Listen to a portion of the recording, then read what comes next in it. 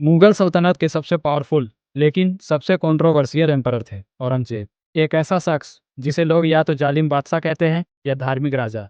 औरंगजेब शाहजहां के 4 बेटों में से एक था, लेकिन उनके दिल में सबसे ज्यादा ताकत का जुनून औरंगजेब के अंदर था। बचपन से ही उसने तलवार और कुरान दोनों संभालना सीखा था।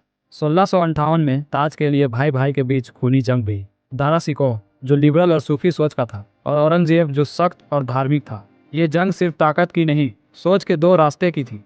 औरंगजेब ने अपने पिता शाहजहां को तख्त से हटाकर खुद गद्दी संभाली। उसके राज में मुगल एम्पायर अपने सबसे बड़े एक्सटेंट तक पहुंचा, लेकिन साथ ही उसका दिल भी सख्त हो गया। औरंगजेब ने कलाकार और संगीत को मना कर दिया क्योंकि वो उन्हें पाप समझता था, और उसने मंदिरों को तोड़ने का आदेश दिया और उनका धन सरकारी खजाने में डाल दिया। राजपूत, सिख और मराठा तीनों ने उसके खिलाफ तलवार उठाई। उसने हर मोर्चे पर लड़ाई की, लेकिन हर जंग उसके दिल को और थका रही थी।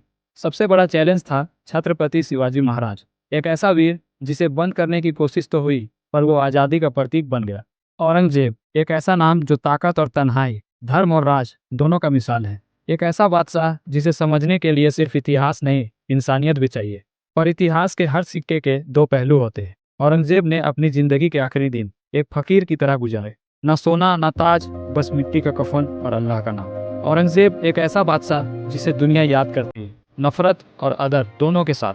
कुछ लोग उसे जालिम कहते हैं, कुछ उसे एक ईमानदार राजा। पर सच ये है, उसने मुगल एम्पायर के सबसे ऊंचा और सबसे अंधेरा दोनों दौर देखा। औरंगजेब के बाद मुगल साम्राज्य कभी वैसा नहीं रहा। उसकी मौत के बाद मुगल दौर धीरे धीरे धूल में मिल गया।